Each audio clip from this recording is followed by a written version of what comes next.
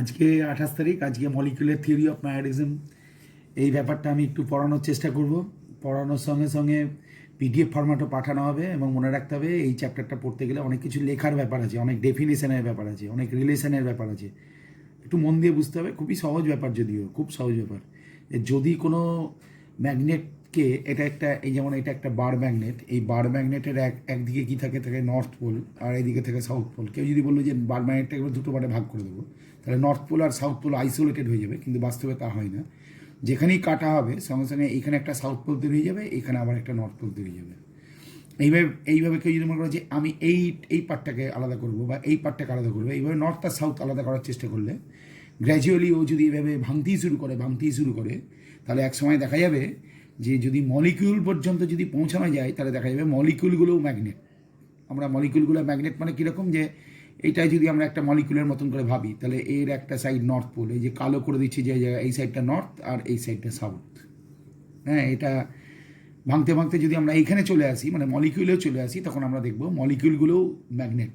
অর্থাৎ মলিকিউলগুলো প্রত্যেকে আলাদা আলাদা নর্থ পোল আর সাউথ পোল থাকবে। এদেরকে আমরা মোটামুটি একটা ইমাজিন করতে পারি যে ম্যাগনেটিক ডাইপোল। মনে রাখতে হবে যারা ম্যাগনেটিক সাবস্ট্যান্স তাদের মলিকিউলগুলো এইরকম হবে। আর যারা নন ম্যাগনেটিক সাবস্ট্যান্স, আমরা আজকেই হয়তো পড়তে পারি, মানে ডায়াম্যাগনেটিক সাবস্ট্যান্স যারা, তাদের ক্ষেত্রে বা তার থেকেও আরও খারাপ যারা আর কি, তাদের ক্ষেত্রে মলিকিউলগুলো এরকম হবে না। মানে নন ম্যাগনেটিক সাবস্ট্যান্সের মলিকিউলগুলো ম্যাগনেট হয় না, কিন্তু ম্যাগনেটিক সাবস্ট্যান্সের মলিকিউলগুলো ম্যাগনেটই হয়। এই কথাটা সর্বপ্রথম বলেছিলেন যিনি, তার নাম হচ্ছে ওয়েবার, বিজ্ঞানী ওয়েবার। হ্যাঁ, তার জন্যে এই মলিকিউলগুলোর নাম দেওয়া হয়েছে ওয়েবার এলিমেন্ট। তাহলে খেয়াল রাখতে হবে স্বাভাবিক অবস্থায় ওয়েবার এলিমেন্টগুলো কেমনভাবে থাকে, সেটা যদি আমরা একটা ছবি দেখি তাহলে আমরা হয়তো বুঝতে পারবো যে এই রকম করে থাকে। এই যে, তাহলে একটা ম্যাগনেটিক সাবস্ট্যান্স, এর মধ্যে মলিকিউলগুলো এই যে কাঠি কাঠি দাগ দাগ করে দেওয়া আছে না, এগুলো হচ্ছে এক একটা ছোটো ছোটো ম্যাগনেটিক মলিকিউল। এর একদিকে নর্থ পোল সাউথ পোল, এবং এটা ইরেগুলার ফ্যাশনে সাজানো থাকে, হ্যাপাজার্ড ফ্যাশনে সাজানো থাকে। তার ফলে কী হয়, কোনো রকম ফ্রি পোল খুঁজে পাওয়া যায় না, নর্থ আর সাউথ কোনো ফ্রি পোল খুঁজে পাওয়া যায় না। কিন্তু যদি আমরা এই ম্যাগনেটিক সাবস্ট্যান্সকে যদি কোনো ম্যাগনেটাইজিং ফোর্স দিই, অর্থাৎ একটা এক্সটার্নাল ম্যাগনেটিক ফিল্ডের আন্ডারে যদি এটাকে নিয়ে আসি, তাহলে এই যে ছবিটা আছে দেখা যাচ্ছে, নর্থ পোল আর সাউথ পোল দিয়ে যে ম্যাগনেটিক ডাইপোলগুলো, তারা সবাই এমনি করে সাজানো হয়ে যাবে। এবং এই এক একটা দাগ, এই যে দাগ দাগ দাগ দাগ পরপর লাইন পরপর এই যে সাজানো আছে এগুলোকে, তখন এইগুলোকে আমরা বলবো লাইন ম্যাগনেট। আর যদি একটা বান্ডেল লাইন ম্যাগনেট কনসিডার করা যায়, তাহলেই সেটা হয়ে যাবে বার ম্যাগনেট। কারণ লক্ষ্য করে দেখো, এখানে এই সাইডে সবাই নর্থ পোল, এই সাইডে সবাই নর্থ পোল। যেমন এইখানে আমরা একটা লেখা হয়নি জায়গা, আমরা লিখতেই পারি, কোনো অসুবিধা কিছু নেই। এটা নর্থ পোল, এটা সাউথ পোল, হ্যাঁ এই সাইডেও তাই, এটা সাউথ পোল। তা আমি একটা ফ্রি দাগ দেখিয়েছি এটা বোঝার সুবিধার জন্য। এর গায়ে এগুলো একটা ম্যাগনেটিক ডাইপোল। আর একটা কথা মনে রাখতে হবে যে এগুলোকে আমরা লাইন ম্যাগনেট বলছি বটে, কিন্তু এরা একটু কী হয়েছে, যে এই যে নর্থ পাশাপাশি আছে, তো নর্থের মধ্যে কী হয়, রিপালসিভ ফোর্স কাজ করবে। তার জন্য নর্থগুলো কি একটু স্ক্যাটার হয়ে যায়, ছড়িয়ে যায়, সাউথ পোলগুলো একটু ছড়িয়ে যায়। তাহলে মোদ্দা কথা, এইটা হচ্ছে ম্যাগনেটিক সাবস্ট্যান্স। এই ম্যাগনেটিক সাবস্ট্যান্সটাকে ভিতরে অনেক কটা লাইন ম্যাগনেট আছে, এদেরকে যদি কোনো ম্যাগনেটিক ফিল্ডের আন্ডারে নিয়ে আসি, তাহলে ওদের এই অবস্থাটা হবে, এই রকম অবস্থা হবে। তাহলে এক সাইডে সমস্ত নর্থ পোল হয়ে যাবে, এক সাইডে সমস্ত সাউথ পোল হয়ে যাবে। এইভাবে বাইরে থেকে ম্যাগনেটিক ফিল্ডের ভ্যালুটা যদি গ্র্যাজুয়ালি আমরা ইনক্রিজ করি, তাহলে এই করতে করতে একসময় দেখা যাবে এই সাইডে সবাই নর্থ হয়ে গেল, সবাই সাউথ হয়ে গেল। অর্থাৎ কোনো মলিকুল থাকলো না যারা এলোমেলোভাবে আছে, তাদের সবাইকেই লাইন ম্যাগনেট করে আমরা সাজিয়ে দিলাম। তাহলে সঙ্গে সঙ্গে কী হয়ে গেল, ম্যাগনেটিক সাবস্ট্যান্সটা ম্যাগনেট হয়ে গেল। যেমন এই জায়গাটা আমরা দেখে যদি পড়ি, কি লেখা আছে, যে each molecule of a magnetic substance is itself a complete magnet having equal and opposite polarity. মনে রাখতে হবে মলিকুলার থিওরি অফ আমরা ম্যাগনেটিজমের যে জায়গাটা, এটা তোমাদেরকে দিয়ে হবে, চিন্তা করে লাভ নেই, কারণ আমি তোমাদের জন্যই বানিয়ে ফেলেছি। এটা পরীক্ষা লেখার উপযোগী। ফার্স্ট প্যারাগ্রাফটা যদি ভালো করে দেখো, তাহলে বুঝতে পারবে যে each molecule of a magnetic substance is itself a complete magnet having equal and opposite polarity at the two ends. These tiny magnets are called molecular magnets or Weber elements. This theory of magnetism proposed by Weber is called molecular theory of magnetism. তাহলে তোমার যদি molecular theory of ম্যাগনেটিজমের মূল ব্যাপারটা কি বলতে হবে, magnetic substance, এই যে লেখা আছে, এই যে ম্যাগনেটিক সাবস্টেন্স যারা, তাদের মলিকুলগুলো কি, তাদের মলিকুলগুলো সবাই ম্যাগনেট। অর্থাৎ আমরা এদেরকে আমরা এক কথায় কী বলো, এই যে ম্যাগনেটিক সাবস্টেন্স যারা, এই যে আমরা আন্ডারলাইন করছি, দেখো গ্রিন কালার দিয়ে একটা আন্ডারলাইন করছি, ম্যাগনেটিক সাবস্টেন্সের মলিকুলগুলোই ম্যাগনেট। এটা হচ্ছে ফার্স্ট প্যারাগ্রাফ। এবার দেখো কী বলছিলাম, a magnet or a magnetic substance consists of large number of molecular magnets. In a magnetic material, the molecular magnets are arranged indiscriminately in all directions. এই যে উল্টো পাল্টা করে সাজানো আছে, in all directions, due to irregular distribution of molecular magnets. The magnet effect of any of them is completely nullified by the neighboring elements. এই যে পাশাপাশি নর্থ সাউথ থেকে নালিফাই করে দিচ্ছে, কিন্তু এগুলোকে যদি আমরা কী করি, এই যে when the substance, এই যে ছবিটা আমরা দেখতে পাচ্ছি পাশাপাশি ছবিটা, এইটা আর এইটা নিশ্চয়ই দেখতে পাচ্ছ। এবার কি বলছে, when the substance is magnetized by applying a suitable magnetic field, the elements arrange themselves along parallel line along the direction of the applied field with their opposite pole facing each other. দেখো এই যে south আর north, তাহলে opposite pole facing each other. All north poles are in direction and all south poles in opposite direction. দেখো এই সাইডে সবাই north pole আর এই সাইডে সাউথ পোল, অপোজিট ডিরেকশন। এখানে যতগুলো নর্থ পোল, এখানে ততগুলো সাউথ পোল, তার জন্য পোল স্ট্রেন্থ দুটো ইকুয়াল হয়ে যায়। So the material develops magnetism. এবার আর একটা মতবাদ আছে, সেই মতবাদটা কীরকম সেটা বলছে, এই যে এউইং বলে একজন বিজ্ঞানী ছিলেন, উনি এটা করেছিলেন। উনি কি বলেছিলেন যে এই ম্যাগনেটিক মেটেরিয়ালসগুলো কেমন করে সাজানো থাকে, অনেক সময় এমন করে সাজানো থাকে, সেগুলো হচ্ছে ক্লোজ চেন। এই ক্লোজ চেনগুলো এতই শক্ত হয় যে ভাঙা যাবে না। আমি যেমন এই জায়গাটা তোমাদের দেখাতে বলছি, যে দেখো এইখানে ক্লোজ চেন তৈরি করেছে, দেখতে পাচ্ছি। আর একটা থিওরি দেখতে পাচ্ছ কীরকম, যে এই যে দাগ কাঠি যেগুলো ছিল না, সেই ছবিটা আমি তোমাদের রেখে দিইনি, এটা পরের থিওরি, কিন্তু এটা বোঝা রাখার চেষ্টা করো। দেখো এটা হচ্ছে কোয়াড্রিলেটারাল, এটা ট্রায়াঙ্গেল, এটা হচ্ছে হেক্সাগন ইত্যাদি। এই সমস্ত পলিগনগুলো এইরকমভাবে, মানে এই পলিগনগুলো তৈরি করেছে কারা, এই ম্যাগনেটিক এলিমেন্টসগুলো। তার ফলে কী হচ্ছে, কোনো রকম ফ্রি পোল থাকছে না। যেহেতু কোনো রকম ফ্রি পোল থাকছে না, তার জন্য এই ম্যাগনেটিক সাবস্ট্যান্সের মধ্যে ম্যাগনেটিজম আসছে না। কিন্তু যেই আমরা বাইরে থেকে ম্যাগনেটিক ফিল্ডটা দিয়ে দেবো, সঙ্গে সঙ্গে এই অবস্থা চলে আসবে, এই যে এই অবস্থাটা চলে আসবে। একটু আগে এই ছবিটা দেখো খাতায় এঁকে দেখানো হয়েছিল, এই রকম অবস্থা চলে আসবে। তাহলে এই জায়গা থেকে দেখো, এই জায়গা থেকে এইখানে আসা যাবে যদি ম্যাগনেটিক সাবস্ট্যান্সটাকে একটা এক্সটার্নাল ম্যাগনেটিক ফিল্ডের আন্ডারে আনা যায়, এবং তখনই ওরা ম্যাগনেট হয়ে যাবে। দেখো এখানে 1 2 3 4টে এন, এ দেখো 4টে এস আছে, তার মানে এখানকার পোল স্ট্রেন্থ আর এখানকার পোল স্ট্রেন্থ ইকুয়াল। আর এই মাঝে মাঝে যে এনএসগুলো দেখা যাচ্ছে, তাহলে দেখো অপোজিট পোলগুলো মুখোমুখি আছে, তার জন্য একটার ম্যাগনেটিক প্রপার্টি আর একটা ম্যাগনেটিক প্রপার্টিকে নিউট্রালাইজ করে দিয়েছে। তার জন্য এই ভিতরে কোনো রকম পোল থাকবে না, দুটো ফ্রি হ্যান্ডে নর্থ পোল আর সাউথ পোল তৈরি হয়ে যাবে। তাহলে এউইং বলে একজন বিজ্ঞানী ছিলেন, উনি কি বললেন, এই যে এই জায়গাটা একটু মনে রাখতে হবে। Ewing put forward the hypothesis that the molecular magnets within an unmagnetized substance, মানে ধরে রাখো হ্যাঁ এটা ম্যাগনেটিক সাবস্ট্যান্স কিন্তু আনম্যাগনেটাইজ, স্বাভাবিক। আর অ্যারেঞ্জ ইন কি লেখা আছে দেখো, ক্লোজ চেন। মাথায় রাখো এই ক্লোজ চেন শব্দটা খুব দরকারি, যখন তোমরা লিখবে ক্লোজ চেন শব্দটা যেমন থাকে, close chain. Such arrangement of molecular magnets is very stable, অত্যন্ত স্টেবল হয়, ইজ ভেরি স্টেবল, মনে রাখতে হবে, is very stable. And unmagnetized specimen contains myriads of such chains, মানে হাজার এইটার মানে হচ্ছে হাজার সাচ চেন্স, মানে একটা ম্যাগনেটিক সাবস্ট্যান্সের মধ্যে এইরকম ধরনের চেন হাজার থাকে।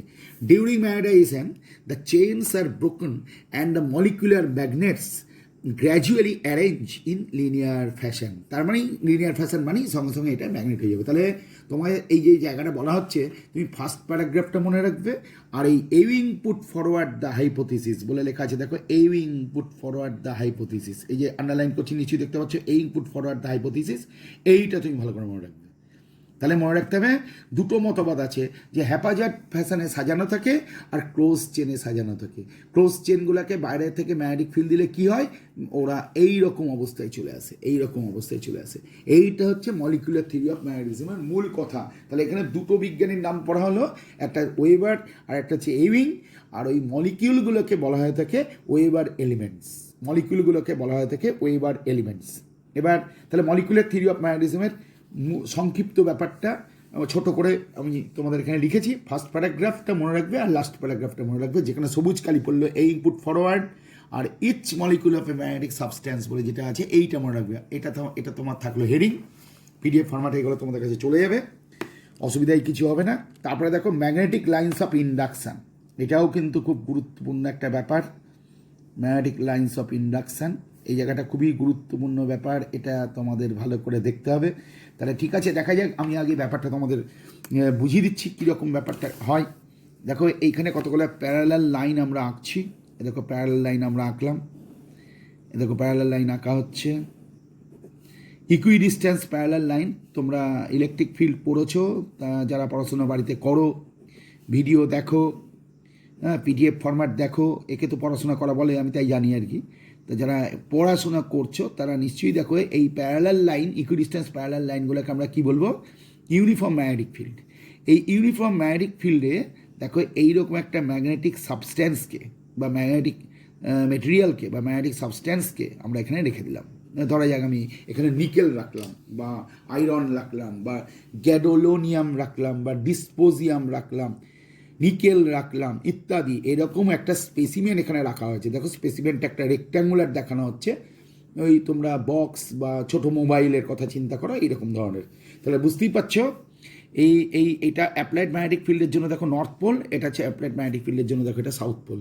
তাহলে এই নর্থ পোল আর সাউথ পোল আছে, তাহলে বুঝতেই পারছো এইখানে যে ছোট ছোট এই একটু আগে তুমি যেটা পড়ে এলে যাকে বলে ওয়েবার এলিমেন্ট, যাকে বলা হয় ম্যাগনেটিক ডাইপোল, তাদের এইগুলো কেমন করে সাজানো যাবে, এমনি করে সাজানো। তাহলে এই সাইডে কী তৈরি হবে বুঝতেই পারছো, এই সাইডে তৈরি হবে সাউথ পোল। দেখো এখানে আমি ছোট হাতে এস লিখেছি, আর এইখানে তৈরি হবে নর্থ পোল, অপোজিট ফেসিং হবে। অর্থাৎ এখানে সাউথ পোল আছে বলে অ্যাপ্লাইড ম্যাগনেটিক ফিল্ডে এটা সাউথ পোল বলে এখানে নর্থ পোল হবে, আর এখানে নর্থ পোল বলে এখানে সাউথ পোল হবে। নিশ্চয়ই বুঝতে পারছি কী বলতে চাইছি আমি। তাহলে এটা তখন ম্যাগনেট হয়ে গেল। এই প্রসেসটা কীরকম হলো, একটা ম্যাগনেটিক সাবস্ট্যান্স, একটু আগে তুমি পড়ে এলে যে একটা ম্যাগনেটিক সাবস্ট্যান্সকে যদি কোনো এক্সটার্নাল ম্যাগনেটিক ফিল্ডের আন্ডারে রাখা যায় তাহলে সেটা ম্যাগনেট হয়ে যায়, তাহলে এটা ম্যাগনেট হয়ে গেল। এবার যেই এটা ম্যাগনেট হয়ে গেল, সঙ্গে সঙ্গে এই লাইন্স অফ ফোর্স যেগুলো তুমি দেখতে পাচ্ছ তার সঙ্গে সঙ্গে নতুন লাইন্স অফ ফোর্স তৈরি হলো, কারণ যে ম্যাগনেট হলো সে তো এবার ম্যাগনেটের লাইন্স অফ ফোর্সগুলো তৈরি হবে। বুঝতেই পারছো নর্থ পোল থেকে লাইন্স অফ ফোর্সগুলো বেরাবে, এরম একটা ফলো করো তাহলেই বুঝতে পারছো। নর্থ পোল থেকে লাইন্স অফ ফোর্সগুলো বেরাবে, এই যে বেড়াচ্ছে, দেখো বেড়াচ্ছে।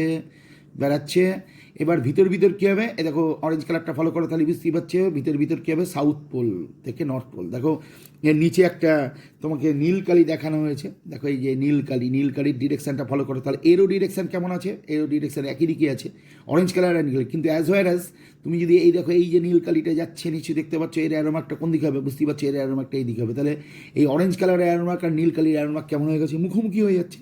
অর্থাৎ এক্সটার্নাল ডিরেকশানের কথা যদি তুমি চিন্তা করো তাহলে তুমি দেখতে পাবে যে বাইরে থেকে নীল কালির লাইন্স অফ ফোর্স আর অরেঞ্জ কালারের এই যে কালারটা দিয়েছি, নিশ্চয়ই কালারটা তোমাদের কাছে রেডি হচ্ছে, ডিরেকশানটা বোঝার চেষ্টা করে দেখো, এই যে মোটা করে দিচ্ছি দেখো, নিশ্চয়ই বুঝতে পারছো এটা হচ্ছে তোমার ডিরেকশান, এটা হচ্ছে তোমার ডিরেকশান, এটা হচ্ছে তোমার direction.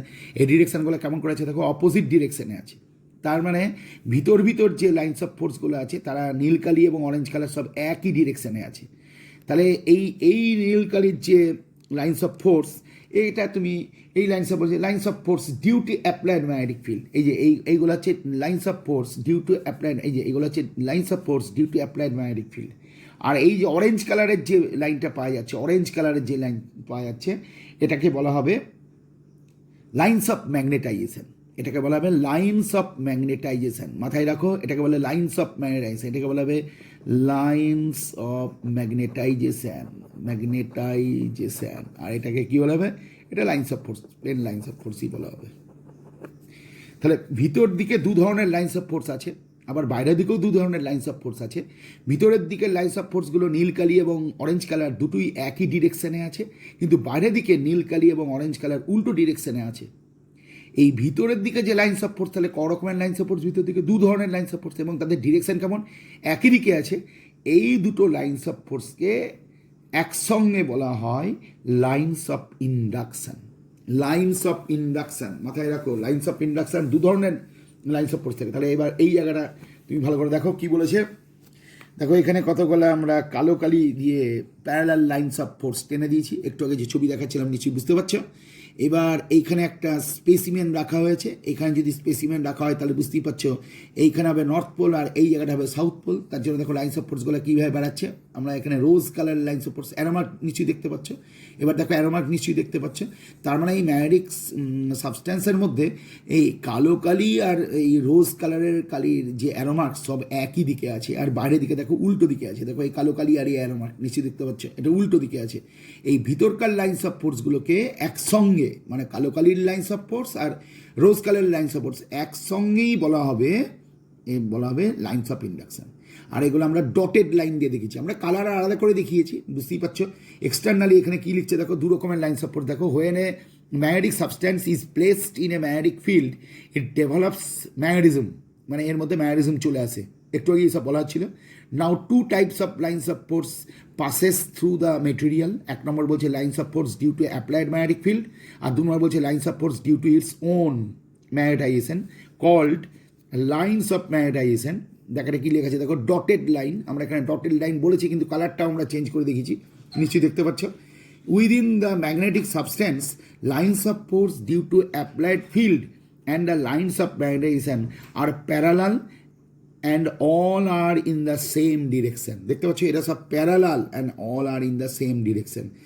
The two lines of force taken together are called, কি লেখা আছে দেখো, লাইন্স অফ ইন্ডাকশন। নিশ্চয়ই দেখতে পাচ্ছ এই দুটোকে একসঙ্গে লাইন্স অফ ইন্ডাকশন বলে। তাহলে লাইন্স অফ ইন্ডাকশন ব্যাপারটা তোমাদের নিশ্চয়ই জানা হয়ে গেল। এবার দেখো তোমাদের ম্যাগনেটিক ইন্ডাকশন, পরের টপিকসটা তোমাকে ম্যাগনেটিক ইন্ডাকশন পড়তে হবে। তাহলে দেখো এইটা হচ্ছে তোমার ওই স্পেসিমেন, এই দেখো যার মধ্যে নীল কালি আর অরেঞ্জ কালারটা একই দিকে আছে, কিছু দেখতে পাচ্ছ। এই দু ধরনের লাইন্স অফ ফোর্সগুলোকে একসঙ্গে কী বলা হবে লাইন্স অফ ইন্ডাকশন। এবার তুমি মনে করো এইখানে একটা ছোট্ট একটা পয়েন্ট কনসিডার করলে, এই পয়েন্টের চারিদিকে তুমি একটা ইউনিট এরিয়া কনসিডার করলে, তাহলে এই ইউনিট এরিয়ার উপর দিয়ে এই জায়গাটা দেখো আমি একটু বড় করে আঁকার চেষ্টা করছি, একটা ছোট্ট একটা ইউনিট এরিয়া কনসিডার করা আছে এই পয়েন্টের চারিদিকে। তাহলে এর মধ্যে দিয়ে লাইন্স অফ ফোর্সগুলো পাস করছে, বুঝতেই পারছো। এর মধ্যে দিয়ে লাইন্স অফ ফোর্সগুলো এদের একসঙ্গে কী বলা হয় একটু আগে আমরা বললাম, কেননা এখানে তোমার দু ধরনের লাইন্স অফ ফোর্স আছে। দেখো একটু অরেঞ্জ কালারগুলোও আমি দিয়ে দিচ্ছি, নিশ্চয়ই দেখতে পাচ্ছ অরেঞ্জ কালারগুলোও দিচ্ছি, আবার নীল কালিগুলোও দিচ্ছি। তার মানে এর ভিতরে দু ধরনের লাইন্স অফ ফোর্স আছে, ওদেরকে একসঙ্গে বলা হয় ইন্ডাকশন লাইন। তাহলে পার ইউনিট এরিয়ার মধ্যে দিয়ে যতগুলো ইন্ডাকশন লাইন নর্মালি পাস করলো তাকেই বলা হবে ম্যাগনেটিক ইন্ডাকশন। মনে রাখো তাদেরকে বলা হবে ম্যাগনেটিক ইন্ডাকশন। তাহলে ম্যাগনেটিক ইন্ডাকশনটা তোমরা যারা পড়েছো, মানে যাকে বলে গস থিওরেম পড়েছো, সেখানে ম্যাগনেটিক ফ্লাক্স ডেন্সিটি পড়েছিলে, ওই ম্যাগনেটিক ফ্লাক্স ডেন্সিটিটাকেই এখানে ম্যাগনেটিক ইন্ডাকশন বলা হচ্ছে। তবে মনে রেখো যে এখানকার লাইন্স অফ ফোর্সগুলোকে শুধু লাইন্স অফ ফোর্স বললে হবে না, এটা হলো দু ধরনের লাইন্স অফ ফোর্সের কম্বিনেশান, এটা এদেরকে বলা হয় ইন্ডাকশন লাইন। দেখো ডেফিনেশন কী বলছে ভালো করে বোঝার চেষ্টা করো। ম্যাগনেটিক ইন্ডাকশনকে আমরা কী দিয়ে লিখছি দেখো, ম্যাগনেটিক ইন্ডাকশনকে আমরা এখানে আমরা বি দিয়ে লিখেছি, ভালো করে লক্ষ্য করার চেষ্টা করো। ম্যাগনেটিক ইন্ডাকশনকে এটা হচ্ছে বি। তাহলে দেখো the magnetic induction at a point inside a magnetic substance, কারণ তুমি যার কথা বলছো এখানে ম্যাগনেটিক সাবস্ট্যান্সের ভিতরের কথা বলা হচ্ছে। দেখো এই ম্যাগনেটিক সাবস্ট্যান্সের ভিতরের কথা বলা হচ্ছে। Inside a magnetic substance is defined as the number of lines of induction. দেখতে পাচ্ছ number of lines of induction, lines of force বললেই কিন্তু ভুল হবে, বলতে হবে lines of induction. Passing normally, এই নর্মালি শব্দটা খুবই দরকারি, তোমাকে এটা বলতে হবে। থ্রু এ ইউনিট এরিয়া, যে কোনো এরিয়া না, unit area ড্রন around the point, মানে যে পয়েন্টে তুমি ম্যাগনেটিক ইন্ডাকশনটা বের করতে চাইছো সেই পয়েন্টের চারিদিকে তুমি একটা ইউনিট এরিয়া যদি কনসিডার করো, তাহলে সেই ইউনিট এরিয়ার ওপর দিয়ে নর্মালি যতগুলো লাইন্স অফ ইন্ডাকশন পাস করবে সেটা হলো ওই পয়েন্টের ম্যাগনেটিক ইন্ডাকশন। মনে রাখতে হবে the SI unit of magnetic induction কত হবে, ওয়েবার পার মিটার স্কোয়ার। এর আগে তুমি ম্যাগনেটিজম পড়েছিলে, তাতে টেসলা বলে একটা ইউনিট পড়েছিলে। দেখো ওয়েবার পার মিটার, ওয়েবার হচ্ছে কিসের ইউনিট, ফ্লাক্সের ইউনিট, আর মিটার স্কোয়ার হচ্ছে পার ইউনিট এরিয়া, তাহলে এটা এরিয়ার ইউনিট। তাহলে ওয়েবার পার মিটার স্কোয়ারকে আমরা এক কথায় কি বলবো, টেসলা। আর সিজিএস ইউনিটটা আছে, একে বলা হবে গস। মনে রাখতে হবে 1 টেসলা ইজ ইকুয়াল টু 10⁴ গস। তোমরা যখন ইন্ডাকশানের চ্যাপ্টার পড়বে, ইলেকট্রোম্যাগনেটিক ইন্ডাকশান যখন পড়বে, তখন গস, টেসলা এরকম থিওরেম, এরকম রিলেশন অনেক আসবে, কিন্তু আপাতত তুমি এইটাই মনে রাখো। তারপরে দেখো intensity of magnetization, intensity of ম্যাগনেটাইজেশনটা তারপরে টপিক্স, বুঝতেই পারছো। ইন্টেন্সিটি অফ ম্যাগনেটাইজেশনটা তোমাদের পড়তে হবে। ইন্টেন্সিটি অফ ম্যাগনেটাইজেশনকে কী দিয়ে লেখা হয় দেখো, আই দিয়ে লেখা হয়, মনে রাখা। দেখো পাশে দেখো ক্যাপিটাল আই লেখা রয়েছে, ইন্টেন্সিটি অফ ম্যাগনেটাইজেশন হচ্ছে আই। তাহলে দেখো এই ছবিতে তুমি কি দেখতে পেলে, কি দেখতে পাচ্ছ, এই ছবিতে এটা হলো একটা ম্যাগনেটিক সাবস্ট্যান্স, এটাকে বাইরের একটা এক্সটার্নাল ম্যাগনেটিক ফিল্ডের আন্ডারে রাখা হয়েছিল, তার ফলে এর মধ্যে ম্যাগনেটিজম চলে এসছে, মানে সোজা কথায় এটা ম্যাগনেট হয়েছে। তাহলে ম্যাগনেট হলেই দুটো প্রান্তে কী হবে, পোল ইন্ডিউসড হয়ে যাবে, এবং সেই পোলগুলোর কী থাকবে, পোল স্ট্রেংথ থাকবে। পোল স্ট্রেংথ যদি থাকে, তোমরা নিশ্চয়ই জানো পোল স্ট্রেংথকে এর লেন্থ দিয়ে গুণ করলে যেটা পাওয়া যাবে তাকে বলা হবে ম্যাগনেটিক মোমেন্ট। কারণ দেখো আগের লেসেন তোমরা যেটা করেছো তাতে তোমাকে dipole moment, magnetic dipole moment শেখানো হয়েছিল, তার মানে এটাই হচ্ছে ম্যাগনেটিক মোমেন্ট। তাহলে এর মধ্যে কতটা ম্যাগনেটিক মোমেন্ট এলো, মনে রাখো এর মধ্যে ম্যাগনেটিক মোমেন্ট এলো মনে করো ক্যাপিটাল এম। আর এর এর টোটাল ভলিউমটা কত বের করতে হলো, এই সাবস্ট্যান্সটার ভলিউমটা কত বের করতে হলো, তাহলে এবার এমকে তুমি ভি দিয়ে ভাগ করে দিলে, তাহলে যে জিনিসটা পেলে তাকে বলা হবে ইন্টেন্সিটি অফ ম্যাগনেটাইজেশন, তাকে কী বলা হবে, আই দিয়ে বলা হবে। তাহলে কী বললাম ভালো করে বোঝার চেষ্টা করো। একটা ম্যাগনেটিক সাবস্ট্যান্স আছে, নিশ্চয়ই দেখতে পাচ্ছি এটা একটা ম্যাগনেটিক সাবস্ট্যান্স, এটাকে আমরা একটা এক্সটার্নাল ম্যাগনেটিক ফিল্ডের আন্ডারে আমরা রেখে দিলাম, তার ফলে কী হলো, এই ম্যাগনেট হয়ে গেল। ম্যাগনেট হলেই এর মধ্যে ম্যাগনেটিক মোমেন্ট চলে আসবে, ধরা যাক সেই মোমেন্টটা হচ্ছে ক্যাপিটাল এম। এবার এই সাবস্ট্যান্সটার একটা ভলিউম আছে, এই ভলিউমটাকে আমরা ক্যাপিটাল এমকে ওই ভলিউম দিয়ে আমরা ভাগ করে দিলাম, তাহলে যেটা পেলাম তাকে বলা হবে ইন্টেন্সিটি অফ ম্যাগনেটাইজেশন। তাহলে খেয়াল রেখো, এই যে তুমি ক্যাপিটাল এমটা লিখছো, এই যে তুমি ক্যাপিটাল এমটা তুমি লিখছো, দেখতে পাচ্ছ নিশ্চয়ই এই ক্যাপিটাল এম, এই ক্যাপিটাল এম সমান তোমায় কী লিখতে হবে, পোল স্ট্রেংথ ইন্টু লেন্থ, এর লেন্থ কত। আর এই যে তুমি ক্যাপিটাল ভিটা লিখছো, এটার মানে কি, এইটার মানে area of cross section into L. দেখো area of cross section unit কী হয়, তোমরা নিশ্চয়ই জানো মিটার স্কোয়ার, আর লেন্থের ইউনিট হয় মিটার, তাহলে মিটার স্কোয়ারকে মিটার দিয়ে গুণ করলে কী হয়, মিটার কিউব। তাহলে ভলিউমটা কী হবে, এ ইন্টু এল। তাহলে লক্ষ্য করে দেখো আই ইজ ইকুয়াল টু, তাহলে তুমি কী লিখবে, প্রথমে লিখবে আই ইজ ইকুয়াল টু লিখবে এম বাই ভি, তারপর স্টেপে তুমি কী লিখবে এম ইন্টু এল, আর তার নিচে কী লিখবে এ ইন্টু এল। তাহলে দেখো ওপর নিচে এল এল কেটে গেল, তাহলে কী পড়ে থাকলো নিশ্চয়ই বুঝতে পারছো, এম বাই এ। তার মানে কি, পার ইউনিট এরিয়ায় যতটা পরিমাণ পোল স্ট্রেংথ ইনডিউসড হলো সেটাই হলো ইন্টেন্সিটি অফ ম্যাগনেটাইজেশন। তাহলে ইন্টেন্সিটি অফ ম্যাগনেটাইজেশনের ডেফিনেশনটা তাহলে কী হবে, দেখো কি বলছে, when a magnetic material is placed in a magnetic field it becomes a magnet. Magnetic material মানে কি বলতো, ম্যাগনেটিক মেটেরিয়াল হচ্ছে ম্যাগনেটিক সাবস্টেন্স, মানে when a magnetic substance is placed in a magnetic field it becomes a magnet, মানে ওর যে ছোটো ছোটো মলিকিউলগুলো আছে যাদেরকে বলা হবে ওয়েবার এলিমেন্ট, তারা ওই এক্সটার্নাল ম্যাগনেটিক ফিল্ডের আন্ডারে চলে আসবে এবং ওরা কতগুলো লাইন ম্যাগনেট তৈরি করে দিয়ে ওরা ম্যাগনেট করে দেবো। It develop some magnetic moment, মানে ম্যাগনেট হয়ে যাওয়া মানেই এর মধ্যে ম্যাগনেটিক মোমেন্টটা চলে এলো। Intensity of magnetisation is defined as magnetic moment developed per unit volume of the material. অর্থাৎ তুমি যে মেটেরিয়ালটা লিখেছো সেই মেটেরিয়ালটার একটা ভলিউম আছে এবং ওই মেটেরিয়ালটার মধ্যে ম্যাগনেটিজম চলে এসছে বলে খানিকটা ম্যাগনেটিক মোমেন্ট এসছে, তাহলে ম্যাগনেটিক মোমেন্টকে তুমি ভলিউম দিয়ে ভাগ করো, তাহলে তুমি যেটা পাবে সেটা হচ্ছে ইন্টেন্সিটি অফ ম্যাগনেটাইজেশন। অর্থাৎ capital I is equal two তুমি কী লিখলে, মনে রাখতে হবে ক্যাপিটাল আই ইজ ইকুয়াল তুমি যেটা লিখলে সেটা হচ্ছে M by V. Capital I is equal to কী লিখলে তুমি, এম বাই ভি। নিশ্চয়ই দেখতে পাচ্ছ এমকে কী এমটা কীভাবে লেখা হয়, তুমি ম্যাগনেটিক ডাইপোলের ক্লাস যারা আগে করে নিয়েছো বা দেখে নিয়েছো তারা দেখো পোল স্ট্রেংথকে length of the magnetic material গুণ করতে হবে, আর এদিকে area of cross section A কে magnetic area of cross section, তুমি যদি একটা ছোটো দেখো এই যে তোমাকে একটা লাইট পেন দেখানো হচ্ছে, এই লাইট পেনটাই তুমি ভেবে নাও ম্যাগনেটিক সাবস্টেন্স, তাহলে এই লাইট পেনটার একটা লেন্থ আছে, নিশ্চয়ই দেখতে পাচ্ছ এই যে দেখাচ্ছি, এই যে এইটা হচ্ছে লেন্থ, আর লাইট পেনটার একটা ক্রস সেকশন আছে, এইটা হচ্ছে সেই ক্রস সেকশন। তাহলে ক্রস সেকশনকে তুমি লেন্থ দিয়ে যদি গুণ করলো তাহলে এই লাইট পেনটার ভলিউম যেমন পেয়ে যাবে এখানেও সেভাবে পেয়ে গেলে, তাহলে ওপর নিচ কী হলো, এল এল কেটে গেল, তাহলে কী পড়ে থাকলো, এম বাই এ। সো কী লিখছে দেখো, so pole strength per unit area is also known as intensity of magnetization. আর এর ইউনিটটা কী হবে বুঝতেই পারছো, অ্যাম্পিয়ার পার মিটার, এর ইউনিটটা হয়ে যাবে কত, অ্যাম্পিয়ার পার মিটার। তাহলে ইন্টেন্সিটি অফ ম্যাগনেটাইজেশন ইউনিট কি, অ্যাম্পিয়ার পার মিটার। এটা কি করে হয়, তুমি এর আগে ডাইপোল মোমেন্ট পড়েছো, ওখান থেকে তুমি বুঝতে পারছো। তুমি আগে কী লিখেছিলে নিশ্চয়ই মনে আছে, capital M is equal to M into 12, তাহলে স্মল এম এর ইউনিট কী হবে, অ্যাম্পিয়ার মিটার স্কোয়ারকে তুমি মিটার দিয়ে ভাগ করবে, তাহলে কী হবে, অ্যাম্পিয়ার মিটার। তাহলে পোল স্ট্রেংথের ইউনিট হচ্ছে অ্যাম্পিয়ার মিটার, তাহলে স্মল এম এর ইউনিট কি, অ্যাম্পিয়ার মিটার, আর ক্যাপিটাল এর ইউনিট কি, মিটার স্কোয়ার। তাহলে অ্যাম্পিয়ার মিটারকে মিটার স্কোয়ার দিয়ে ভাগ করলে কী হবে, অ্যাম্পিয়ার পার মিটার, তাহলে ampere metre to the power minus 1 হয়ে গেল। তারপরে দেখো ম্যাগনেটিক পারমিয়েবিলিটি, তাহলে ম্যাগনেটিক পারমিয়েবিলিটি বুঝতে গেলে আবার সেই পুরনো গড়টা তোমায় দেখতে হবে, যে আবার সেই পুরোনো কথা, অর্থাৎ এই যে ম্যাগনেটিক সাবস্টেন্সটা এখানে রাখা হলো, নিশ্চয়ই দেখতে পাচ্ছি এই যে ম্যাগনেটিক সাবস্টেন্সটা তোমাকে রাখা হয়েছে, কি কোথায় রাখা হয়েছে ম্যাগনেটিক সাবস্টেন্সটাকে, এই যে একটা ম্যাগনেটিক ফিল্ড আছে তার মধ্যে রাখা হয়েছে, সঙ্গে সঙ্গে এটা কী হয়ে গেছে, ম্যাগনেট হয়ে গেছে। তার ফলে এর মধ্যে দিয়ে কী আছে, আগে যতগুলো লাইন্স অফ ফোর্স পাস করছিল, আগে যখন ম্যাগনেটিক সাবস্টেন্সটা এখানে ছিল না তখন কি ছিল, তখন এয়ার ছিল। তাহলে এয়ারের মধ্যে দিয়ে কেবলমাত্র নীল কালারের যে লাইন্স অফ ফোর্স, মানে যাকে বলা হচ্ছে lines of force due to external magnetic field, এরাই পাস করছিল। কিন্তু এখন যেই এই ম্যাগনেটিক সাবস্টেন্সটা চলে এলো, সঙ্গে সঙ্গে এখানে লাইন্স অফ ইন্ডাকশনটা চলে এলো, অর্থাৎ লাইন্স অফ ফোর্সের সংখ্যাটা বেড়ে গেল।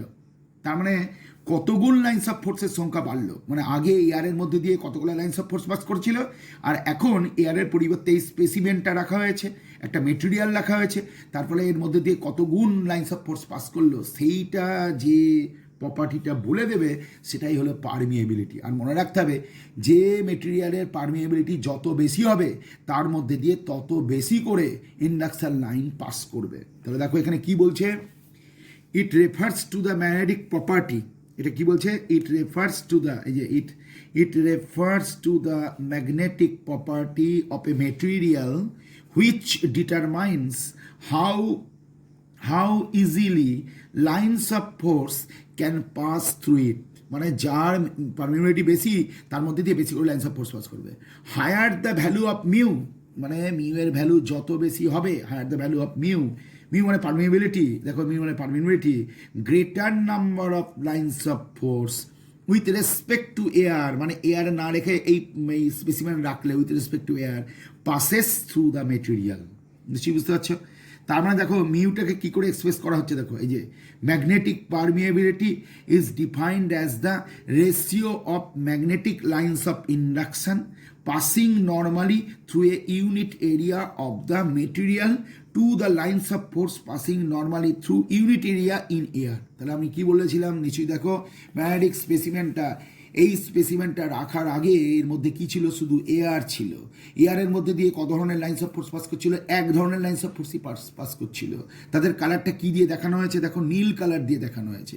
এখন কি হচ্ছে, নীল কালার আর অরেঞ্জ কালার দুটোই কিন্তু লাইন্স অফ ফোর্স এর মধ্যে দিয়ে চলে এসছে।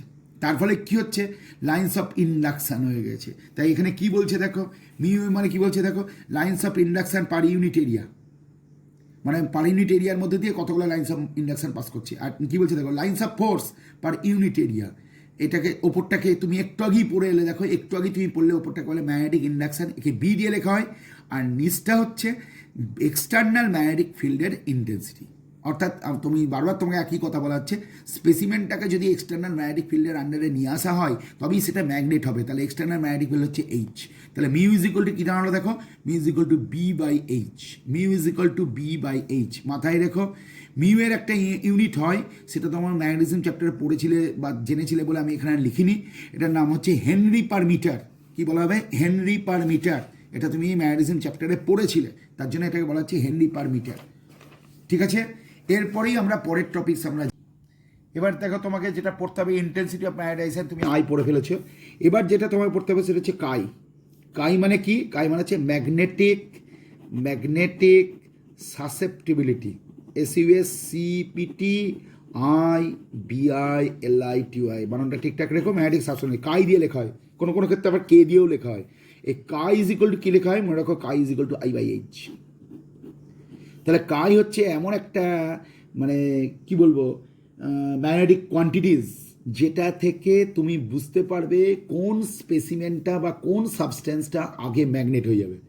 যেমন সফট আয়রন আর স্টিল নিয়ে যদি কাজ করো তাহলে দেখা যাবে সফট আয়রন আর স্টিলকে যদি একই পরিমাণ ম্যাগনেটাইজিং ফোর্স দেওয়া হয় তাহলে সফট আয়রন আগে ম্যাগনেট হয়ে যাবে, স্টিল ম্যাগনেট হতে বেশি সময় লাগবে, মানে আরও বেশি ম্যাগনেটাইজিং ফোর্স স্টিলের ক্ষেত্রে অ্যাপ্লাই করতে হবে। অত্যন্ত সহজেই কিন্তু ম্যাগনেট হয়ে যাবে কে, সফট আয়রন। তাই সফট আয়রনের কায়ের ভ্যালুটা বেশি হবে। তাহলে একটু আগে তোমায় কী বলেছিলাম, মানে এই সমস্ত এক একটা প্রপার্টি থেকে আমরা কী কী জানতে পারছি, যেমন আমরা কাই থেকে কী জানতে পারি, কে তাড়াতাড়ি ম্যাগনেট হয়ে যাবে, দেখা যাবে সফট আয়রন আগে ম্যাগনেট হয়ে যাবে। তাহলে যে তাড়াতাড়ি ম্যাগনেট হবে তার কায়ের ভ্যালুটা বেশি হবে। এবং কাই ইজ ইকুয়াল টু কী লেখা হবে, I/H। আই মানে কি, একটু আগে আমরা পড়ে এলাম ইন্টেন্সিটি অফ ম্যাগনেটাইজেশন, আর এইচ মানে কি, এক্সটার্নাল ম্যাগনেটিক ফিল্ড ইন্টেন্সিটি বা external magnetic field.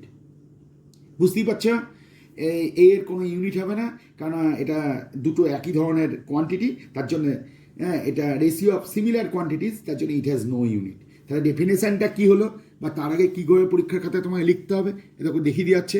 It is a magnetic property which determines how easily the material can be magnetized. দেখতে পাচ্ছ, how easily the material can be ম্যাগনেটাইজড।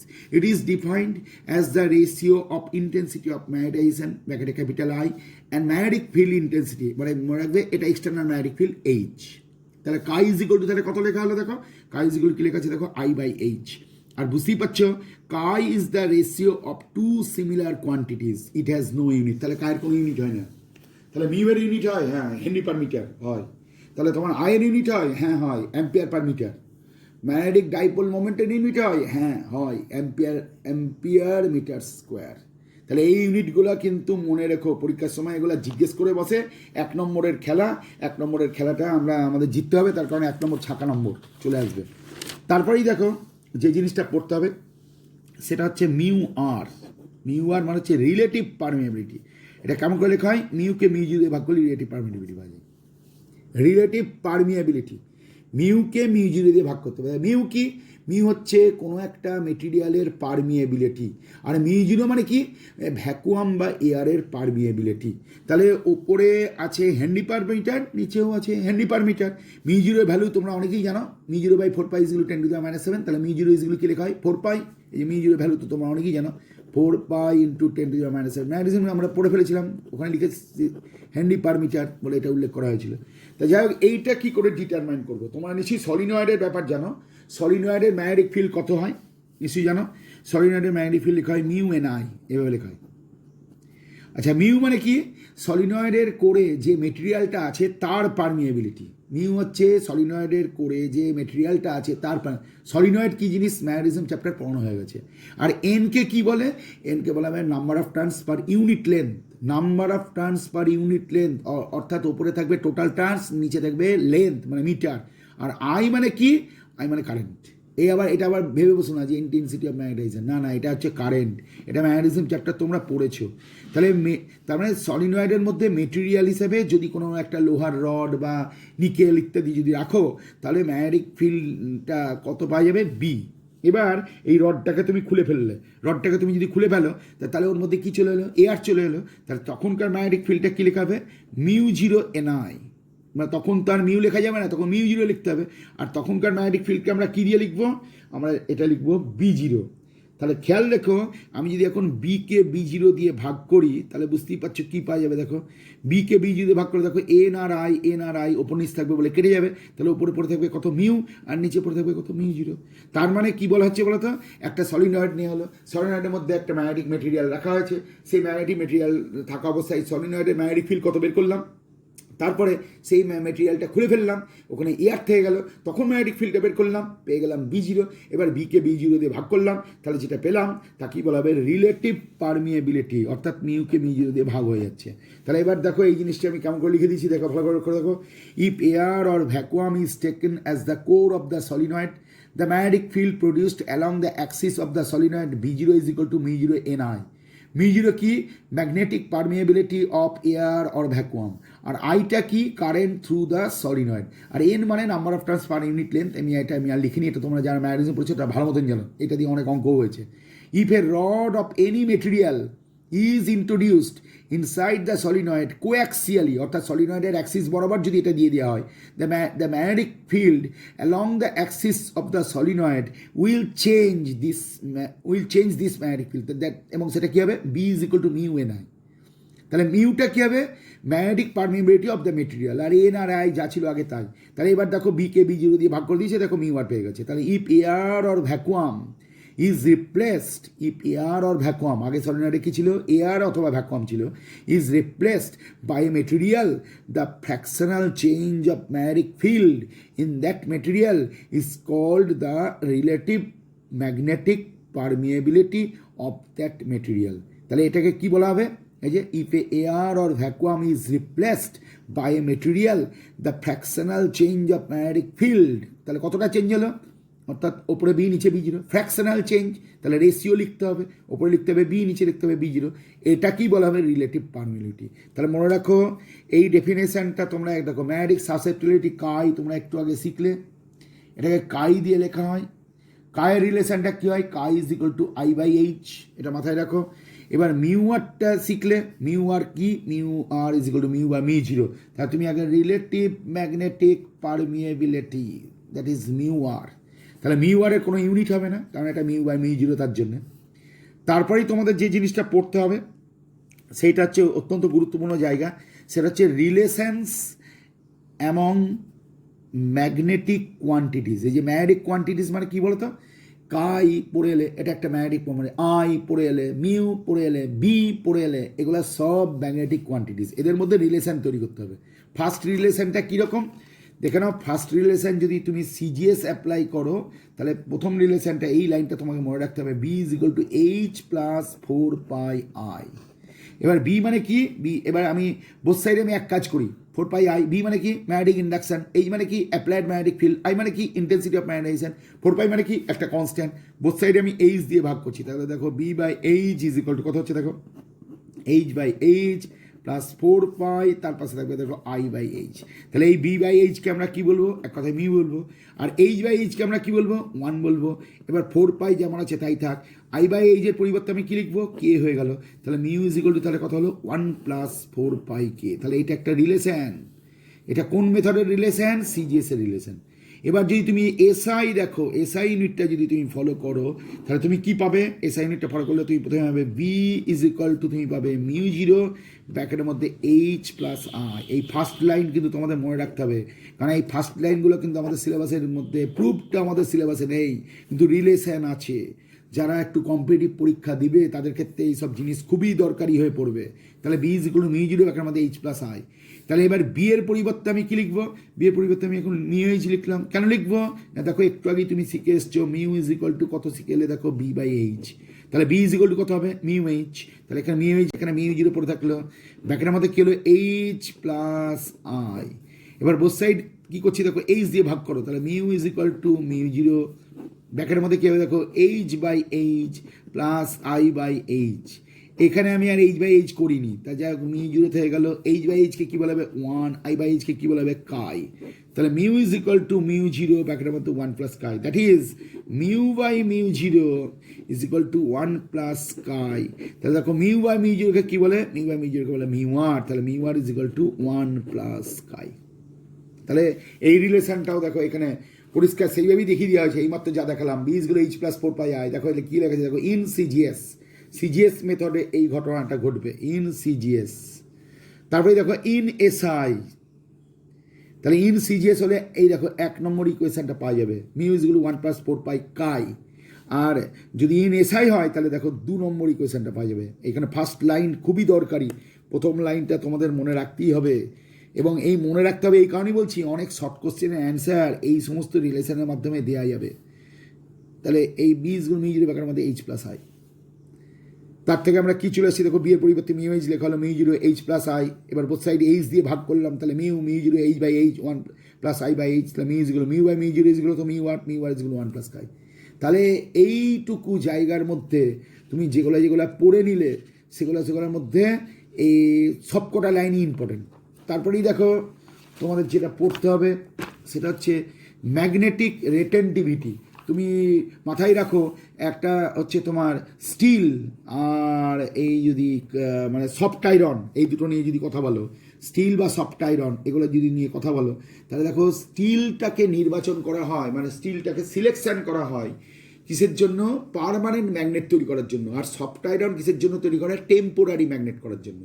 তাহলে temporary magnet মানে কি, electric magnet. Electric magnet মানে কি, class 10-এ পড়েছো, যতক্ষণ পর্যন্ত ইলেকট্রিক কারেন্ট আছে ততক্ষণ পর্যন্ত সফট আয়রনটা ম্যাগনেটের মতন বিহেভ করবে। আর যেই কারেন্টটা ভ্যানিশ হয়ে যাবে, সফট আয়রনের মধ্যে ম্যাগনেটিজম নষ্ট হয়ে যাবে। কিন্তু স্টিলের মধ্যে অন্য জিনিস দেখা যাবে, অর্থাৎ স্টিলকে তুমি ম্যাগনেট করলে, তারপরে ম্যাগনেটাইজিং ফোর্সটা তুমি সরিয়ে নিলে, তখনও দেখা যাবে স্টিলের মধ্যে ম্যাগনেটিজম রয়ে গেছে, অর্থাৎ ম্যাগনেটিজম ধরে রাখতে পারছে। তাহলে ম্যাগনেটিজম কে বেশি ধরে রাখতে পারছে, স্টিল। আর কে ধরে রাখতে পারছে না, সফট আয়রন। তাই স্টিলের রেটেন্টিভিটি বেশি ধরা হয়। এবার ধরো একটা ম্যাগনেটিক সাবস্ট্যান্সকে তুমি ম্যাগনেট করে ফেললে, এবার ম্যাগনেট করে ফেলার পর তার উপর তুমি ডিম্যাগনেটাইজিং ফোর্স অ্যাপ্লাই করলে, কীরকম তুমি এটাকে হয়তো হিট করলে, মানে টেম্পারেচার বাড়িয়ে দিলে, তারপরে বাইরে থেকে তুমি একে ধরে হয়তো ছুঁড়ে আছাড় মারলে কোনো জায়গায়, তাহলে দেখা যাবে তা সত্ত্বেও কিছু মানে ম্যাগনেটিজম থেকে যাচ্ছে। তাহলে এত মানে এই প্রপার্টিটাকে বলা হবে ম্যাগনেটিক কোরেসিভিটি। স্টিলের ক্ষেত্রে ম্যাগনেটিক কোরেসিভিটি বেশি। তাহলে যাই হোক, এবার দেখো দুটো ডেফিনেশন, এটা তোমাদের রেডি করতে হবে।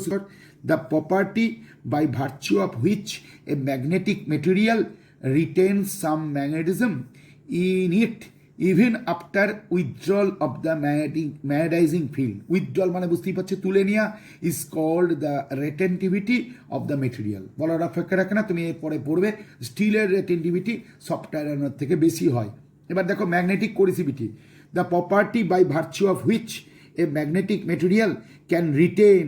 দেখো বারবার সেই রিটেন ব্যাপারটাই আসছে। দেখো এখানে কি বলছে, দেখো যে মেটেরিয়াল, এই দেখো রিটেন্স, আর এখানে সেন্টেন্সটা বলা হলো ক্যান রিটেন কি না সাম ম্যাগনেটিজম, তাহলে ইনডিউসড ম্যাগনেটিজম একই জিনিস।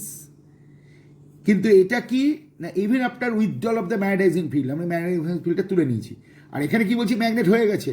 ইভেন ইফ ইউজড রাফলি, দেখো রাফলি, that is subjected to demagnetising forces, মানে বাইরে থেকে আমি ডিম্যাগনেটাইজিং ফোর্স যদি অ্যাপ্লাই করি, তাহলে দেখা যাবে এর মধ্যে কিছু ম্যাগনেটিজম রিটেন করবে, is called coercivity of that material. মনে রাখতে হবে স্টিলেরও কোরেসিভিটি। এখান থেকে একটা কোশ্চেন তোমাদের প্রায়শই দেবে যে পার্মানেন্ট ম্যাগনেট কী দিয়ে তৈরি করা হয়, বলে স্টিল দিয়ে তৈরি করা হয়। বলে কেন তৈরি করা হয়, বলে রেটেন্টিভিটি কোরেসিভিটি দুটি বেশি আছে। আর কেন টেম্পোরারি ম্যাগনেটের জন্য সফটওয়্যার ইউজ করা হয়, বলে রেটেন্টিভিটি নেই, রেটেন্টিভিটি জিরো আছে। ম্যাগনেটিজম ফোর্স চলে গেলে কিন্তু এই ম্যাগনেটিজম হারিয়ে ফেলবে, তার জন্য এদেরকে বলা হবে টেম্পোরারি ম্যাগনেট। ঠিক আছে, আজকে তাহলে তোমাদের পড়ানোর ব্যাপারটা থাকলো, মাথায় রেখো। আর 3-4 দিনের মধ্যে নেক্সট পার্টটা আমি পাঠাবো। নেক্সট পার্টে কী থাকবে বলো তো, এই যে প্রপার্টিগুলো তুমি পড়লে, কাই কাকে বলে, আই কাকে বলে, বি কাকে বলে, মিউ কাকে বলে, মিউ আর কাকে বলে, এইগুলোর বেসিসে আমি টোটাল ম্যাগনেটিক সাবস্টেন্সকে 3টে পার্টে ভাগ করে দেখাবো। একটা হচ্ছে প্যারাম্যাগনেটিক সাবস্টেন্স, আর একটা হচ্ছে ডায়াম্যাগনেটিক সাবস্টেন্স, আর একটা হচ্ছে ফেরোম্যাগনেটিক সাবস্টেন্স। এইগুলোর সঙ্গে একটু আধটু ক্লাস 11-এর কেমিস্ট্রি পড়ার সময় তোমরা হয়তো শিখে নিয়েছো, সেই এলিমেন্টগুলোর নাম তোমাদের হয়তো মনে আছে, তা সেগুলোও তোমাদের কাজে লাগবে। বিশেষত মিউ আর মানে রিলেটিভ পারমিয়েবিলিটি, আর কাই মানে ম্যাগনেটিক সাসেপ্টিবিলিটির ওপর বেস করে এই রকম ক্লাসিফিকেশান শেখানো হয়েছে বা তোমাদের জানতে হবে, সেটা পরের লেসনে তোমাদের আলোচনা করা হবে।